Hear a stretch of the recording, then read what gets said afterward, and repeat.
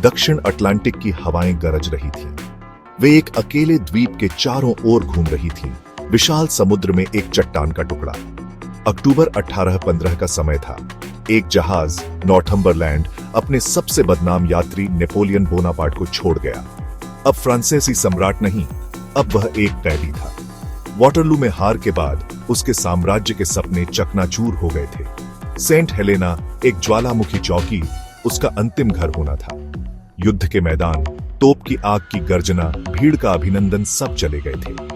यहाँ केवल सन्नाटा था, जो समुद्री पक्षियों की चीख और अंतहीन हवा से टूटता था। नेपोलियन, जो कभी यूरोप का स्वामी था, अब कुछ वर्ग मील के क्षेत्र का सर्वेक्षण करता था। उसके साथी वफादार अनुयायी, मुट्ठी भर नौकर, पिछले गौरव के भूत। नेपोलियन का निर्वासन पूर्ण था। आज्ञा का आदि व्यक्ति के लिए एक जीवित मृत्यु। अंग्रेज, उसके जेलर, पूरी तरह से थे। इस द्वीप के किले से बचना असंभव था। गुजरने वाला हर जहाज आजादी की एक क्षणभंगुर झलक देता था। जो उसने खोया था, उसकी एक क्रूर याद दिलाता था। वह आदमी जिसने यूरोप के नक्शे को फिर से बनाया था, अब उसके सबसे दृढ़ दुश्मन का कैदी था। एक पठार पर ऊंचा, तत्वों के संपर्क में लॉन्गवुड हाउस खड़ा था। कभी एक फार्म हाउस, अब यह नेपोलियन की जेल थी। नम, ड्राफ्टी, चूहों से पीड़ित, यह पेरिस के महलों से बहुत दूर था। फिर भी नेपोलियन ने अपने कारावास पर व्यवस्था लागू करने की कोशिश की। उसने एक कठोर कार्यक्रम निर्धारित किया। अपने अनुयायियों के छोटे समूह के लिए सैन्य अभ्यास, अपने संस्मरणों का श्रुतलेख, अपने पुस्तकालय में घंटों पढ़ना। उसने खुद को फ्रांस की यादों से घेर लिया। अपने परिवार के चित्र, अपने अभियानों के नक्शे, अपनी मूल भाषा में किताबें। लेकिन लॉन्गवुड उसकी स्थिति की वास्तविकता को बंद नहीं कर सका। अंग्रेज हमेशा सतर्क उसकी गतिविधियों को प्रतिबंधित करते थे, उसके मेल को रोकते थे, उसकी बातचीत सुनते थे। हर दिन नए अपमान, छोटे छोटे प्रतिबंध उसकी आत्मा को तोड़ने के लिए बनाए गए थे।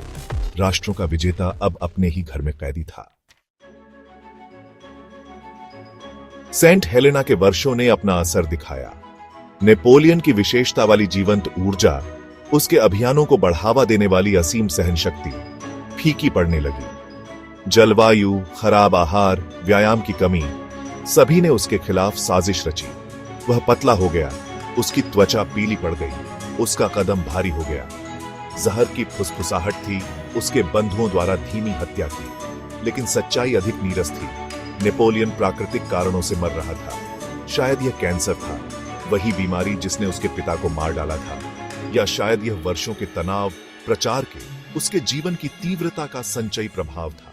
कारण जो भी हो, उसका पतन स्थिर था। छूट की अवधि थी, जब उसकी पुरानी आग वापस आ जाती थी, जब वह अपने भाग्य के खिलाफ रेलिंग करता था, अपने संस्मरणों के लिए उग्र घोषणाएं करता था। लेकिन ऊर्जा का यह विस्फोट छोटा होता था, परछाई लंबी होती गई। यूरोप का शेर लुप्त होता जा रहा था। सेंट हेलेना में उसका मुख्य विरोधी British governor sir Hudson Lowe था।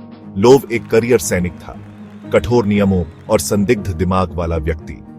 उसने नेपोलियन को एक गिरे हुए सम्राट के रूप में नहीं, बल्कि एक खतरनाक खतरे के रूप में देखा। एक पिंजरे में बंद चील जो अभी तक मुक्त हो सकती है। उनका रिश्ता निरंतर घर्षण का था। लोव ने नेपोलियन पर छोटी छोटी उत्साह के साथ प्रतिबंध लागू किए, भागने या बाहरी दुनिया के साथ संचार को रोकने के लिए जुनूसी। बदले में नेपोलियन ने लोव के साथ तिरस्कार का व्यवहार किया, उसकी उपाधि को स्वीकार करने से इनकार कर दिया, उसे जेलर कहा। उनकी बातचीत इच्छा शक्ति का टकराव थी, दो घमंडी पुरुषों के बीच बुद्धि की लड़ाई। लोव कर्तव्य से बंधा हुआ खुद को एक खतरनाक ताकत के पुनरुत्थान को रोकने वाले वफादार संरक्षक के रूप में देखता था। नेपोलियन ने उसे एक क्षुद्र अत्याचारी के रूप में देखा, जो ब्रिटिश कपट का प्रतीक था। एक छोटे से द्वीप मंच पर खेला गया उनका संघर्ष नेपोलियन और उसे नीचे लाने वाली ताकतों के बीच बड़े संघर्ष का एक सूक्ष्म जगत बन गया।